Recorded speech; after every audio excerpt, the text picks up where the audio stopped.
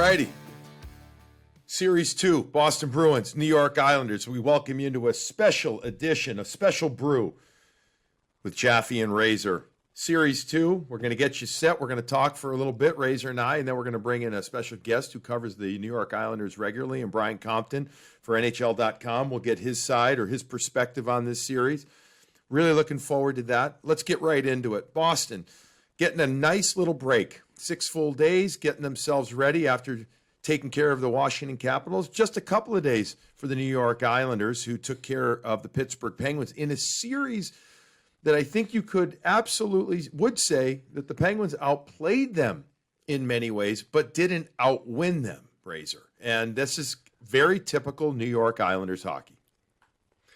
It is. It was a bend don't break mentality from the Islanders. Very, very plucky. A team that is hard to put away. And you look at their lineup, they have Barzal, and he's their scorer. He's their go-to. Eberle is a veteran guy on that top line with them. But when you have Leo Komarov on your top line, you're not an offensive powerhouse by any means. But they found a way. They were fortunate of the poor goaltending from the Pittsburgh Penguins, and they took advantage of it, though. That's the key. They took advantage of it, and they had timely scoring that got them through past the Penguins. I am a little surprised that Barry Trotz has not tried Kyle Palmieri with Matt Barzal at all. I am. You said that. You said that during the regular season as well. Yeah, end of the regular season. I still am, because you need Matt Barzal to get going. He did not get going against the Pittsburgh Penguins offensively. The team still won. So I guess it's a half empty, half full thing. They're like, well, we know that Matty's going to get going, and yet we still won. Maybe that's it. Meanwhile, Palmieri playing with J.G. Pajot forms a pretty damn good third line. Let's just quickly go over this, and I have a question for you. Regular season records: 5-2-1 for the Isles, 3-3-2 for the Bruins, depending on how you slice and dice it. How much weight do you put into the first 5 games where the Isles won all of them? The Bruins had a point or two due to the overtimes, right? And how much, on the flip side, or in the same vein, how much weight do you put into the last 3 games where the Bruins were really juiced up with all the new players in their lineup?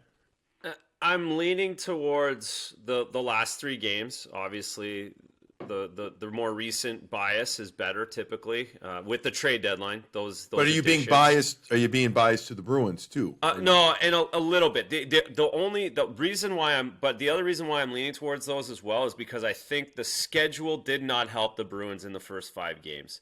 At least 2 of them, they were playing the Islanders back-to-back on the road after the Islanders just sitting there waiting for them. I think that made a difference in a couple of those outings. That levels out in this series.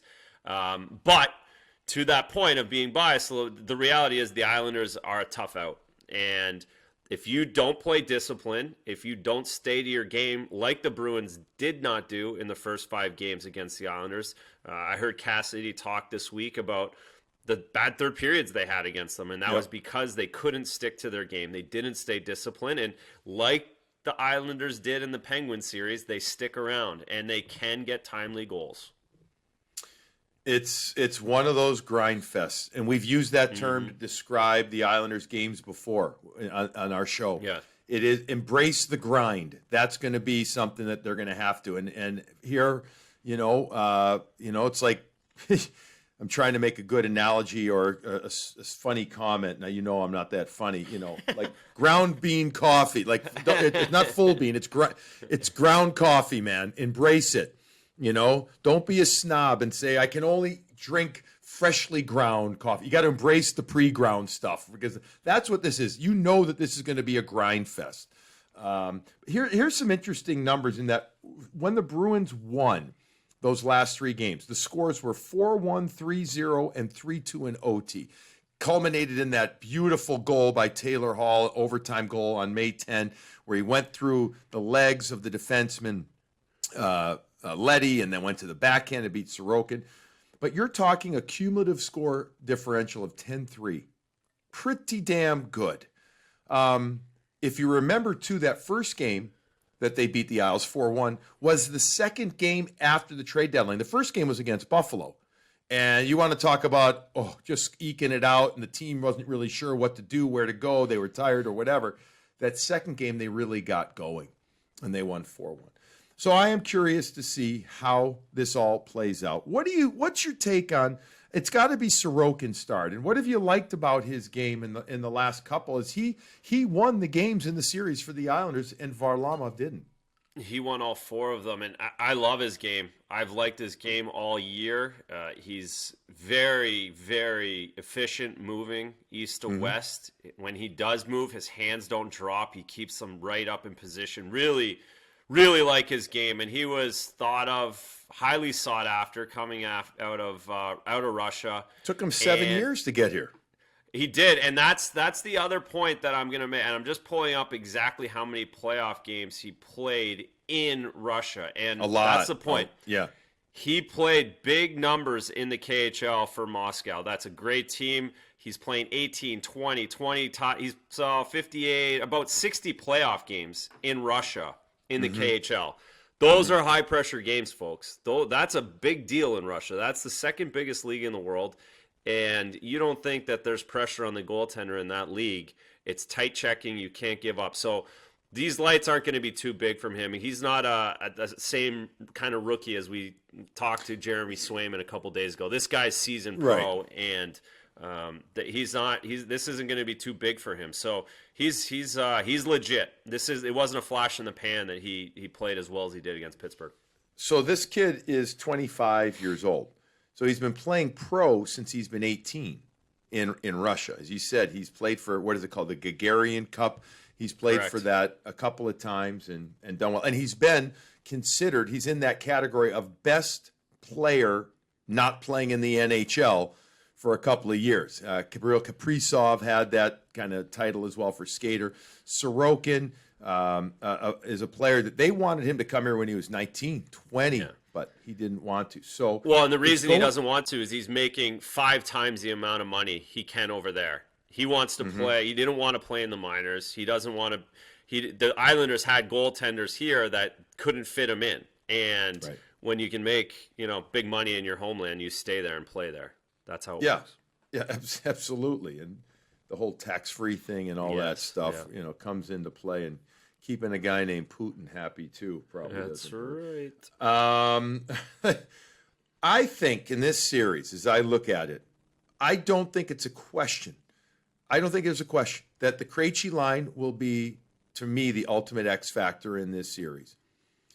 They were good at times against the Caps. Each player on that line had some awesome moments. But would you say that they line ever had that extended awesomeness, that extended control, dominance? They didn't in my book. It doesn't mean that they were bad. They just weren't as noticeable.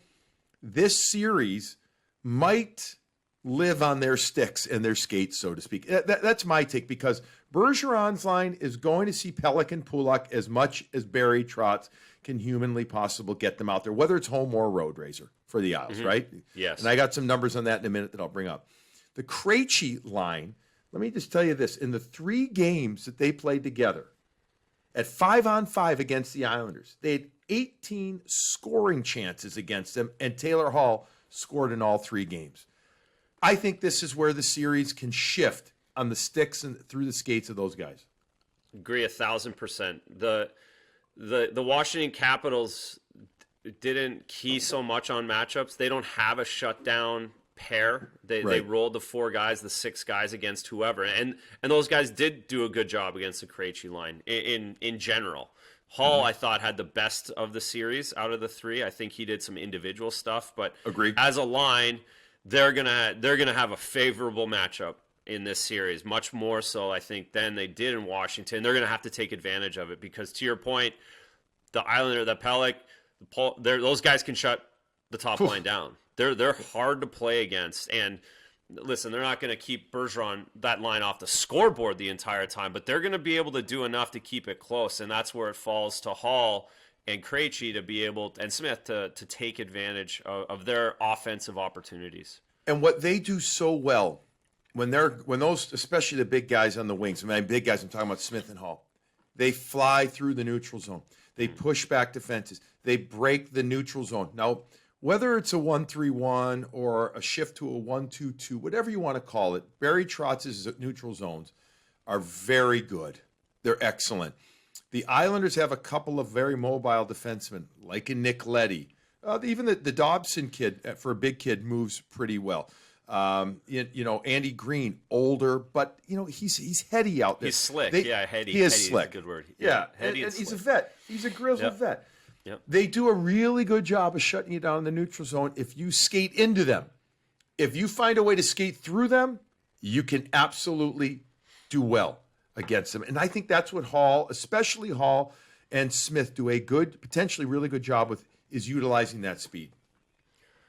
Agree 1,000%. They're going to have to be flying and pushing them back and using their speed to do that. And it's not always going to be clean. There's going to be times where they're getting it just over the red line, chipping it past them, and then using the speed there as well. And that helps soften them up. But there's not there. That's going to be what they need to. That's what they do best, and they're going to have to do it best against this team. Yeah. Here's the little thing that I wanted to bring up that I think tells the story, a fair story about Pelican Pulak Razor against the Bruins in the regular season. At 5-on-5, that line, the Bergeron line, played together for 7 of the 8. Pastrnak missed 1 game of the 8.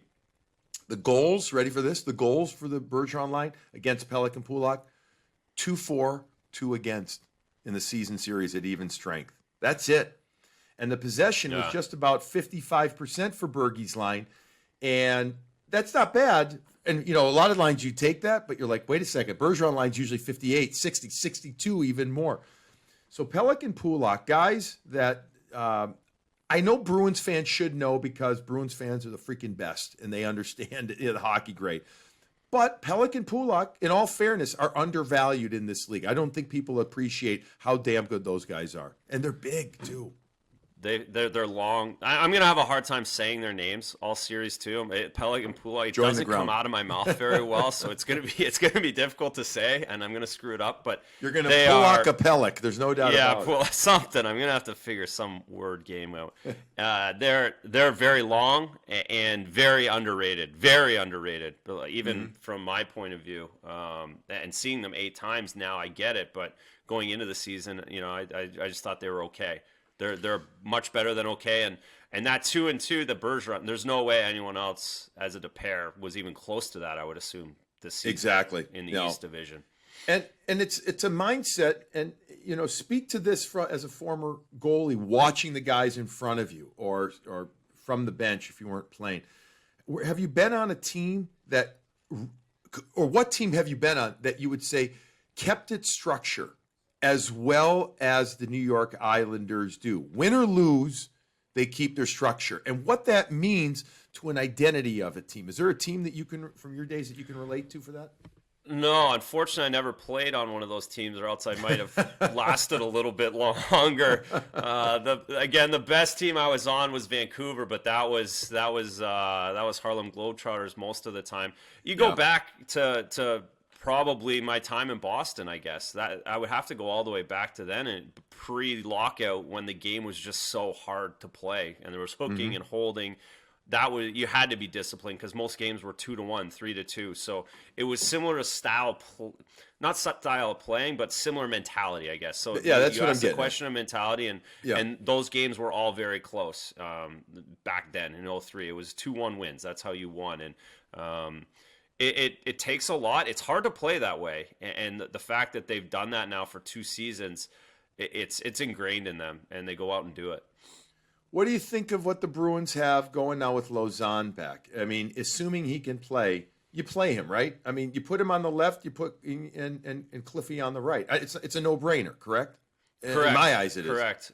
At least until Kevin Miller gets back. And then the way Clifton play, but I guess that's hypothetical. We don't need to go there. So, yes, Lausanne jumps back in, and you expect Clifton now to get Lausanne up to speed. He hasn't played for 2 weeks. Clifton's going to be the guy letting him get back into the swing of the play. Well, the way that the Islanders play, and I don't have it in front of me. I'm going to assume that the other day they were leading the NHL in hits in the playoffs. I'd assume that they're still leading the NHL in hits. And again, hits are subjective. You go from rank to rank, it could be this or that. But we know that the Islanders like to hit. It's going to be a different type of physical series than the big, potentially over-the-top hits that we saw from the Caps. But we know that they like to hit, and they're going to absolutely work the wall. And that's where I think a guy like Swayman and even a guy like Grizz, and it's a different series for Grizz, but it's the repetitive nature. He's going to have to watch it. But a guy like Lozon, he's going to – I hope he's ready. Put it that way. I hope he's ready. And I got confidence in the kid, but there's going to be a lot of contact coming his way. I have no doubt about that. It's going to be as physical as the Washington series was. It's Ovi, it's Wilson, it's their big D. These guys roll over. Everybody's doing it. Especially the fourth line, but they're all Barzal's going in on the forecheck and putting body on people. There's going to be no Kuznetsovs that aren't going into the corners on this team. They're all doing it. It's going to be a lot of physicality on a consistent basis. So yes, the less time you're in your zone, the more you're moving the puck, the less time you have the puck on your stick, the less likely you're going to get hit. And you don't want that Bruins D to get tenderized, as you like to say. Yeah. Let's quickly go through the lines. Kind of we'll grade them a bit here. We're getting set in a few minutes to bring in Brian Compton, who covers the Islanders, knows the Islanders like the back of his hand. I mean, it's going to be a great conversation there. Well, you already touched on Barzal. He's got Leo Komarov with him on the wing, but the Matty Barzal line, and then you got the Bergeron line. I don't want to say there's no comparison there. That's not fair because Barzal still scares the heck out of me if I'm a Bruins fan. I mean, because we know how dynamic he is.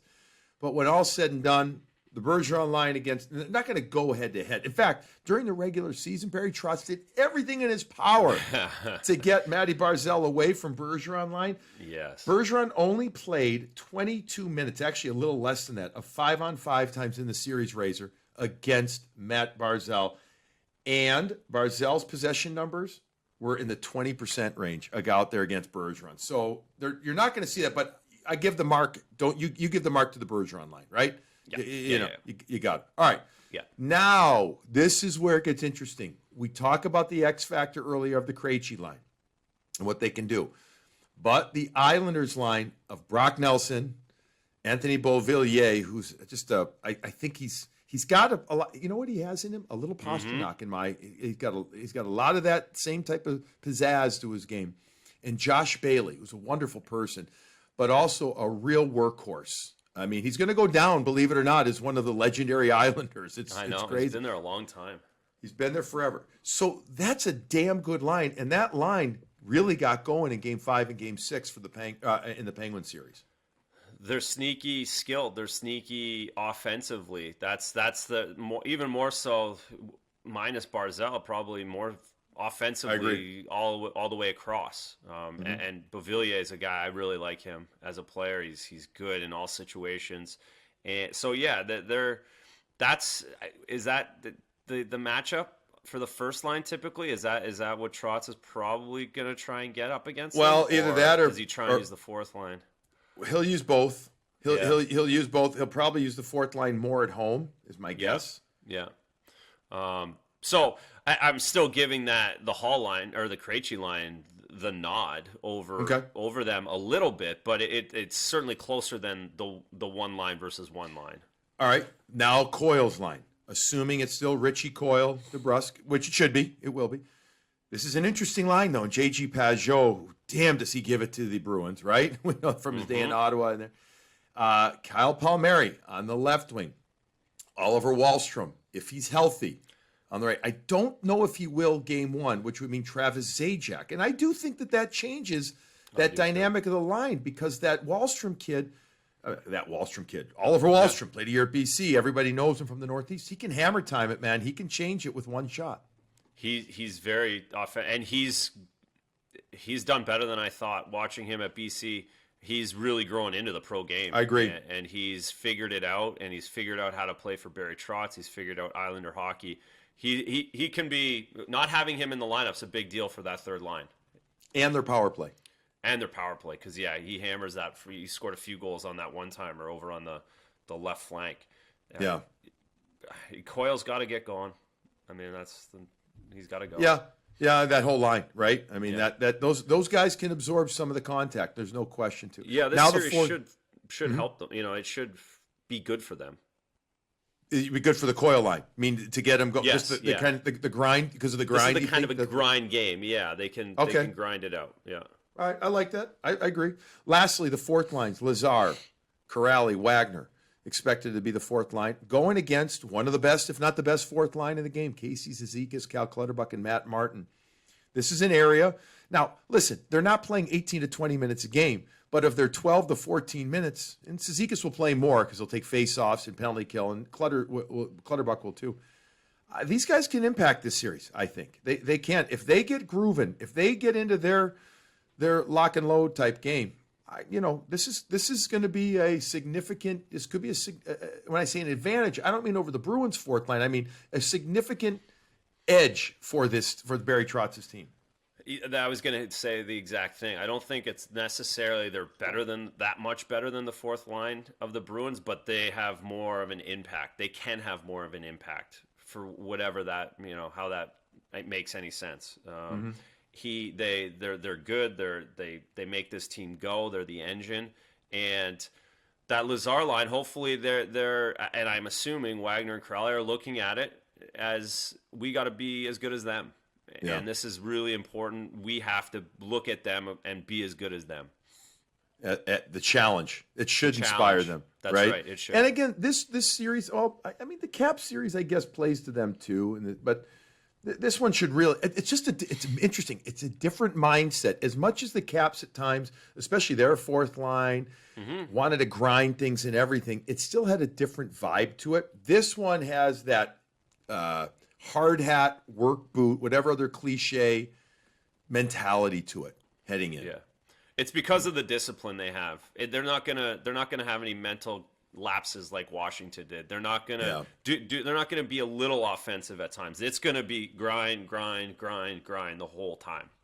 Well, let's get set to bring in Brian Compton. We'll talk some more. I do want to talk about what Charlie McAvoy can do in this series, because I think he can do something impactful in this series because of where he's at.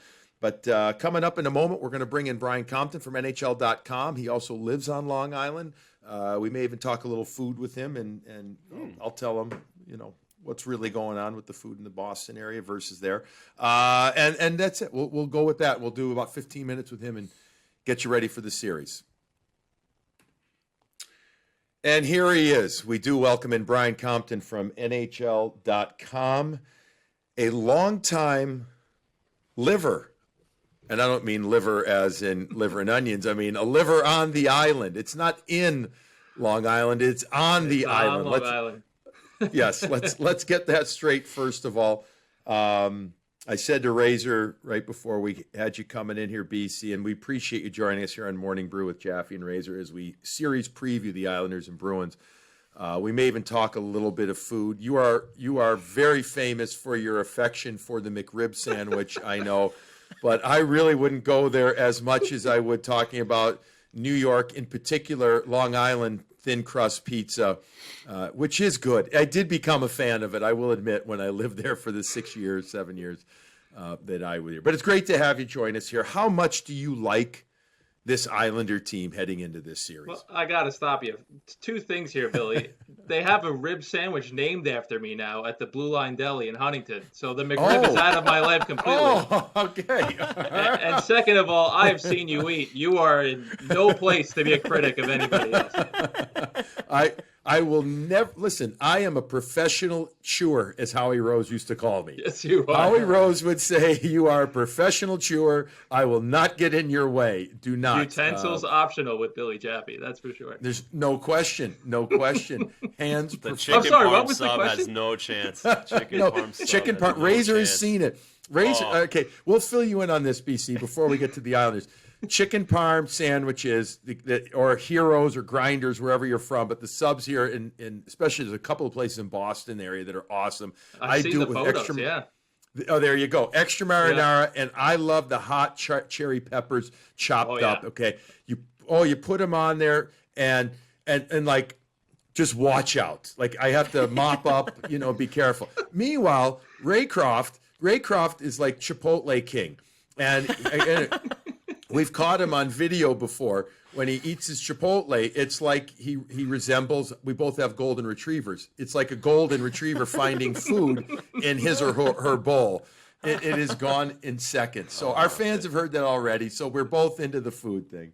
Razor, I always say that, you athletes are human beings too. So you're allowed to go to Chipotle and, have a nice meal every now and then. It's just great. Right. It's seriously, it was the first time I ever saw him devour Chipotle.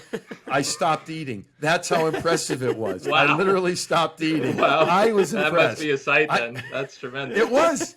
It was gone. It was gone in 4 minutes. And I'm not bullshitting. I'm not. Small. I believe it. I saw you eat that pork Yeah. chop in Pittsburgh. That was a sight to behold. That was tremendous. That's right. Yeah. All right. Islanders. Where else we go? What do you think of the Yes. Islanders? How confident are you with this team right now? Very confident. I don't think they're getting enough credit for how good they are, guys, because of the way that they stumbled down the stretch. It took a long time for them to get going after the deadline when they got Palmieri and Zajac. You lose a guy like Anders Lee, it's just an enormous loss to overcome. They were scoring goals at a pretty good rate before Anders went down. People forget that. They were getting 4 or 5 almost every night. And then you lose your captain, a former 40-goal scorer. It's a huge blow, right? So it took some time, but they are back, more importantly, Billy and Razor, to the way that Barry likes them to play in their own end of the ice. It's all about keeping the puck out of their net as opposed to scoring 5-6 goals, because you don't win games at this time of year 5-4, 6-5 most of the time. So the way that guys like Pelech and Pollock defended against the Crosby line over the course of that series, it's a really good sign for them here moving forward.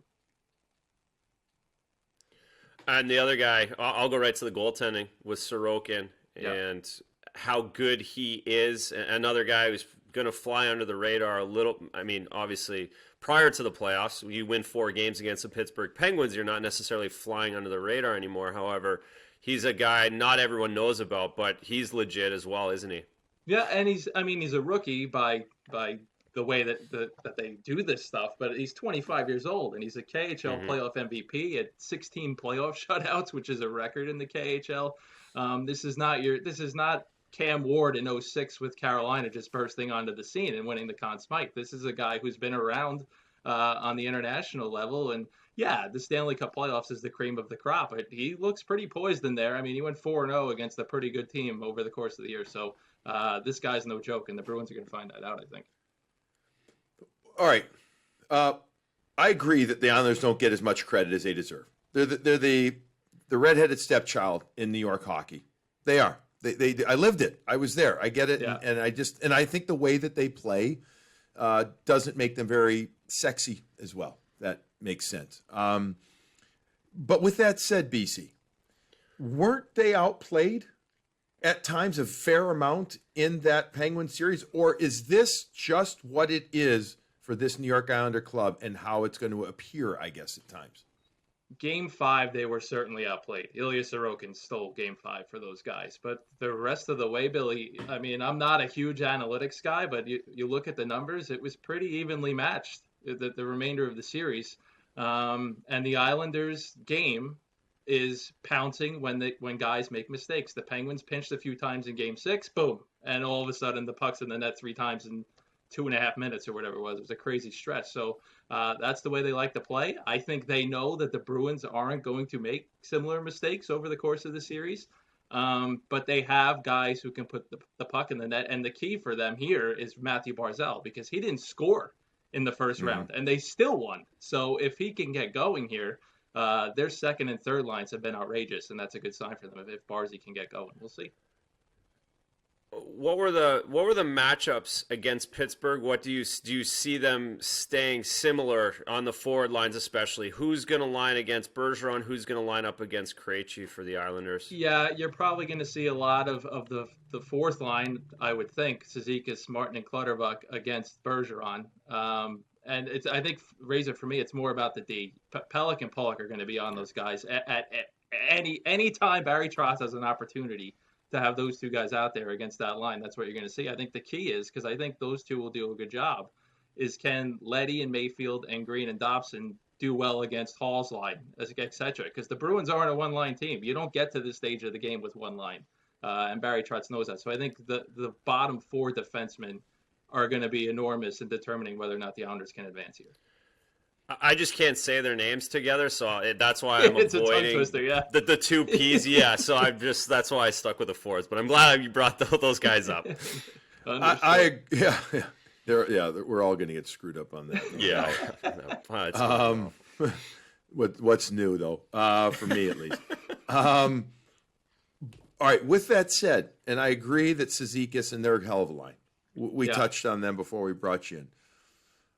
If they're really running them out there against that Bergeron line an awful lot, if it's at even strength, that means that line is then, in theory, playing above their average. That line then is playing 16, maybe 17 minutes at even strength. If it's not a big special teams game, can that line handle that? I mean, do you want that kind of exposure? Do you think that much? Look, I get if you can get them out there 70% of the time. Right. That's awesome, right? But that 100%, that's a big jump in minutes. Yeah, it won't be 100, Billy. They're gonna try to have Casey's line wear them down physically, but then you're gonna see the Pajot line against those guys as well. JG is a tremendous two-way player, arguably the best center on the team in terms of winning draws, etc. So it's going to take a collective effort, but I would think the Cizikas line and the Pajot line will get the bulk of the minutes against Patrice Bergeron for sure. Barzal didn't score. Well, go ahead, Razor. Go ahead. Barzal not scoring, and how many games does he get this series to say, well, we're getting by without him not scoring, right? As we know, come playoff time, your best guys have to be your best guys, and who, if it's not him, is it Bolivier and Nelson? Are those guys the offensive threat that the Bruins are looking at? Always call whatever line Barzal is on the top line because of how gifted he is and dynamic he is. But for me, at least in the first round and maybe down the stretch too, Razor, that Nelson line with Bo and Bailey was their best line. So to me, you could call it the top line. It doesn't necessarily have to be the line that Matthew Barzal is playing on. Brock Nelson was an absolute monster in that first round. He was everywhere. And Josh Bailey, who gets a lot of crap from Islanders fans for whatever reason. I don't get it, Billy, because his hockey IQ is off the charts. The pass he made to Brock in Game 6 was ridiculous. So, and Beauvillier looks like he chugged a case of Red Bull before the start of that game. He was everywhere with a ton of energy. So Bruins are going to have their hands full here, and that's what not irks me, but just it's not like this is year one of what the Islanders are doing. This is the third year in a row that they're in the second round of the playoffs. They went to the conference final last year. Things might have gone differently against Tampa had they not have to flown across Canada and played the Tampa Bay Lightning, who were sitting there waiting for 5 days. I mean, the Lightning smoked them, but maybe it's a different series if the Islanders get an extra day off and get used to the time change and everything else.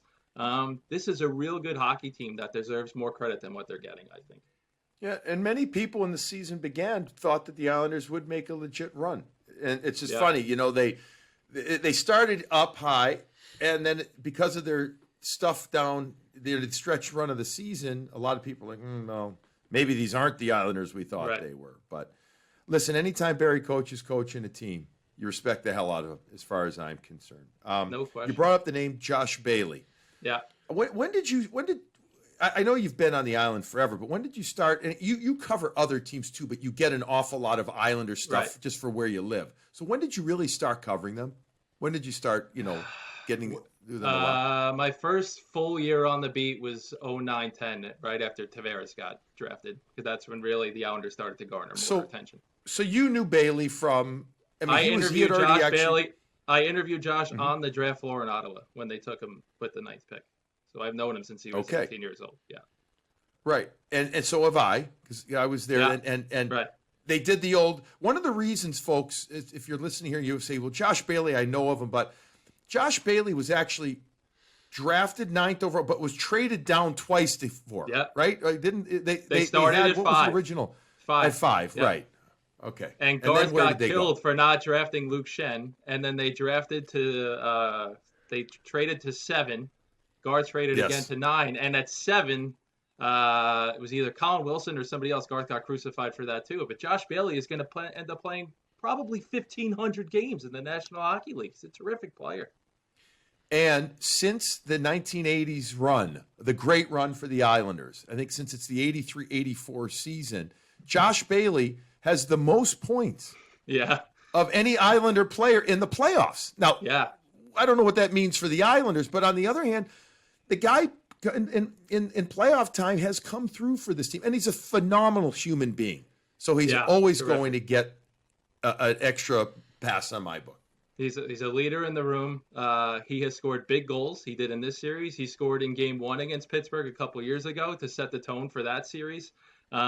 Terrific in his own end of the ice. He makes plays that really just come out of nowhere. Like, you're like, wow, where did that come from? You only expect Matthew Barzal to make those kinds of moves. He's not as fast as Matthew. Nobody's saying that. But terrific hands, terrific vision. And is a big game player, and you need big game players at this time of year, as you guys know. He's gonna take notice, I think, even more so in this series. What's beyond shutting down the Bergeron line, beyond what's a key for the Islanders? What is something they need to do really well to win this series? And it could be nothing to do with the Bruins. It could just be the way the Islanders have to play to win.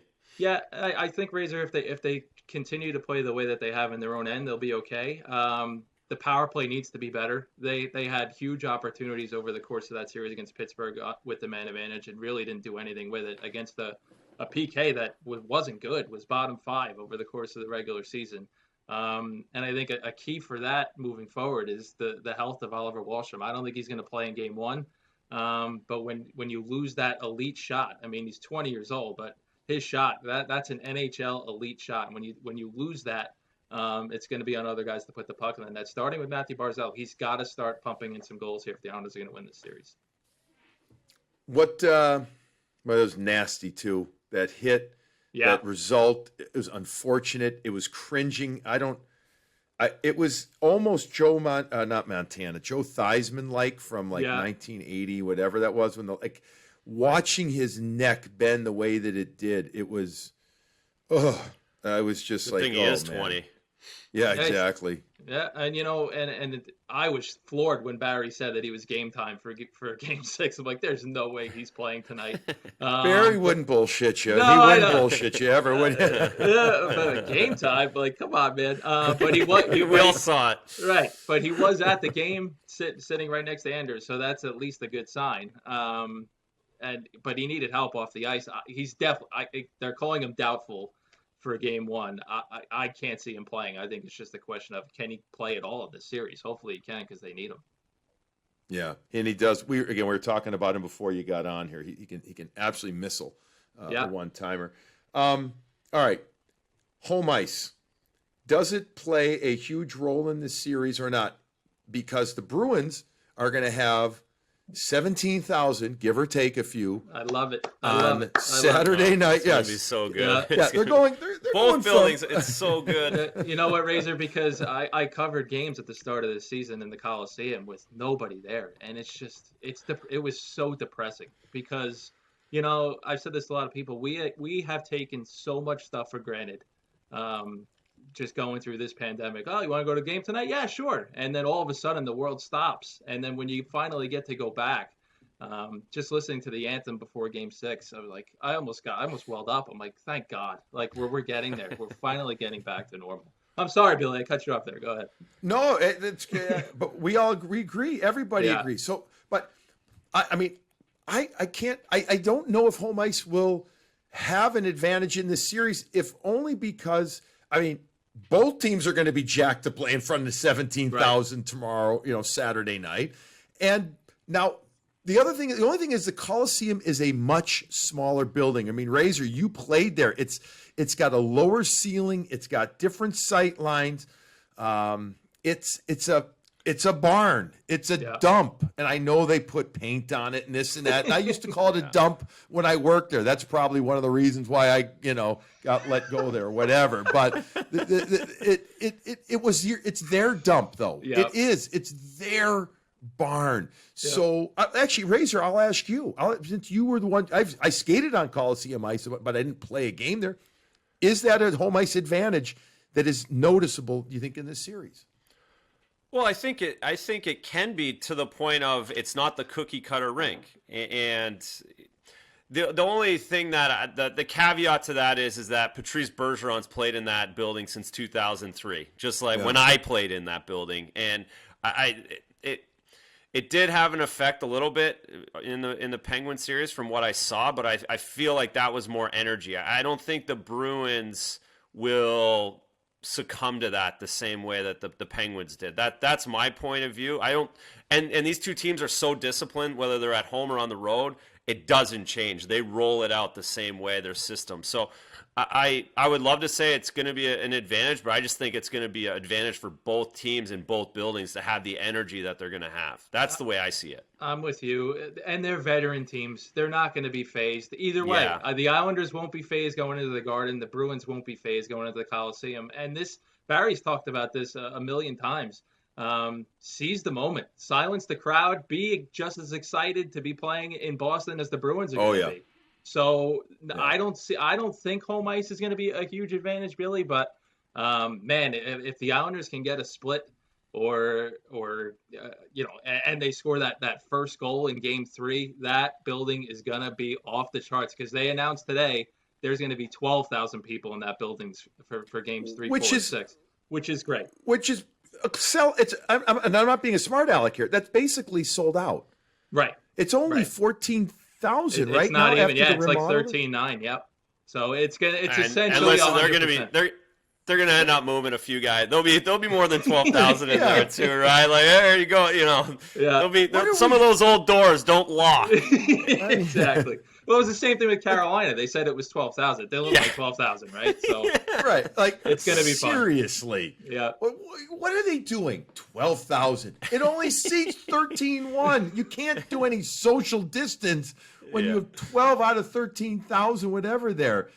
It used to seat 16,234. I remember that because I worked there, did their games for 6. And they remodeled it. They weren't playing there for a while. This is it until they go into their new beautiful place next year next season, in Belmont. I'm thrilled for Islander fans, if only because they've been through a lot of crap over the years. And now, the last couple of years, they finally have regular good teams, legit teams. I'll tell you what, and I'm being serious about this. I'm curious, and I don't know this, Razor. You stayed at the Long Island Marriott before, right? Who hasn't? Once or twice. You do that once, you never forget it either. Exactly. It's like going back in time in certain places. I don't have enough time on this show to go in. I mean, I spent nights in that Champions bar that, oh my God, it was, anyways, memories. Scary. But anyway, no, I mean, if the Bruins stay there, Razor, in BC, and the Bruins aren't fully vaccinated, meaning a lot of the guys are all double shot now, but they're not 2 weeks out. So they really can't go anywhere. And by the way, there's nowhere to go there. There's nowhere to go there. Yeah, there's not without an Uber. For a walk. Not without an Uber. Nope. Yeah. Well, right. And so if the Bruins are still under the old protocols, like you're allowed, Razor, right? Even under the old protocols, you're allowed to walk around outside your hotel and stuff and everything.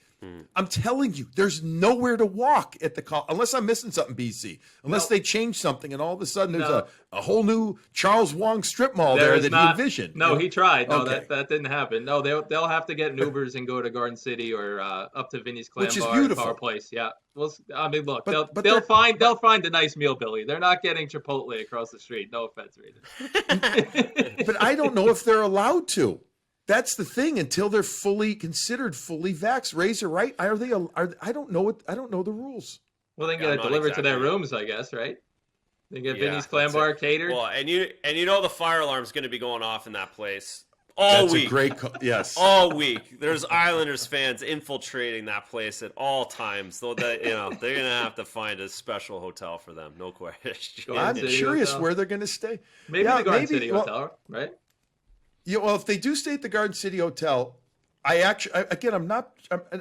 love Garden City. I lived in the town next to it. that's where you should stay. So then Right. you can walk around outside. You're not under the whole COVID protocols that, don't let you do anything except sit in your room and look at your phone and everything. Like, be able to walk around. So I don't know. Maybe that becomes a factor. I don't know, but it's be interesting.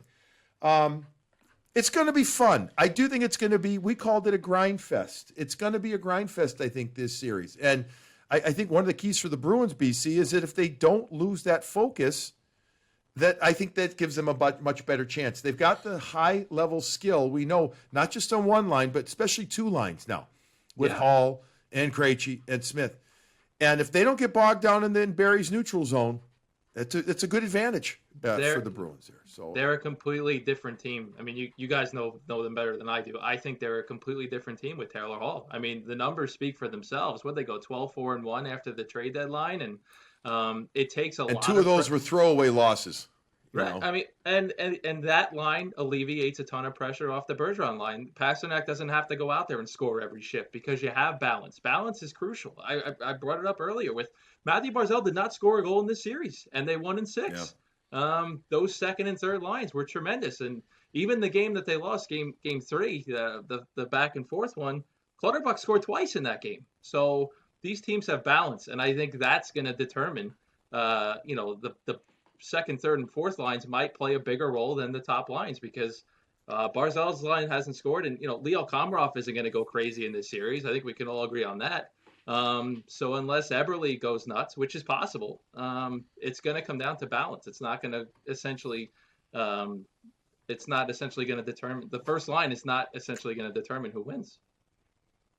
Yeah, I think Razor and I agree about that. Tell us real quick about this rib sandwich at the Huntington at the Blue Line, real quick, so I know if I get into town to try it out. Ask for the B Comp Q, Billy. Donald Rosen will take care of you. It's essentially a McRib with real meat. It's a spare rib on a hero with pickles and onions. It's tremendous. All right, I'm hungry. Yeah, we could do it.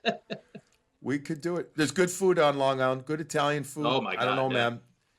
There is, and there's a lot of great Italian food in Boston too. I mean, they're two tremendous places to eat. And when it's all said and done, hockey's important. Eating and drinking are more important. Absolutely. Brian, thank you very much for taking time, joining us here, giving the Islanders perspective. It's going to be a fun series. I do. I think it's going to be a good grind and a playoff type series. So looking forward to it. Absolutely. Thanks for having me, boys. And Billy, if you're in town or Razor, we'll go somewhere else other than Champions because it's not there anymore, Billy. Oh, it's not. What is? No, there's just a bar right in the center of the lower lobby there, but there's no Champions. Oh my God, those Champions walls! I hope they took them down because if they could talk, watch out. A lot of people, right. A lot of people might be. All right, that's going to wrap this special edition Morning Brew, Jaffe and Razor. We'll get you ready. Islanders, Bruins, Game 1, Saturday night, 8:00. Razor and I will be part of pregame and postgame. We got it all covered for you on Nesson and other areas too. So everybody have a wonderful day. Enjoy the preview. We will talk to you after Game 1. And as always, enjoy that darn coffee.